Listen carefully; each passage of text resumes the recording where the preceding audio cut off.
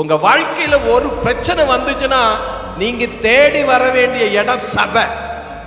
இது தேவனுடைய வீடு. இது யாருடைய வீடு? தேவனுடைய வீடு. இதை விட்டுக்கிட்டு வேற எங்கேயாவது போனா உங்களை திசை திருப்பிடுவாங்க. யாரை பிரசங்கம் பண்ணினாலும் நீங்க அதை தெளிவா கேட்கணும். ஆமென். வேதம் அழகா சொல்லுது, ஒருமனப்பட்டார். இன்னைக்கு நமக்கு ஒரு மனம் எந்த இடத்துல இருக்குதுங்க? ஒரு மனம் இருக்க உங்க வாழ்க்கையில? ஹலோ, கொஞ்சம் டெஸ்ட் பண்ணி பாருங்களா. உங்களுக்கு ஒரு மனம் இருக்கு. கணவன் மனைவி பிள்ளைகளுக்குள்ளால 5 பேரு 4 பேரு 3 பேரு 2 பேரு 6 பேரு இருக்கிறீங்களா?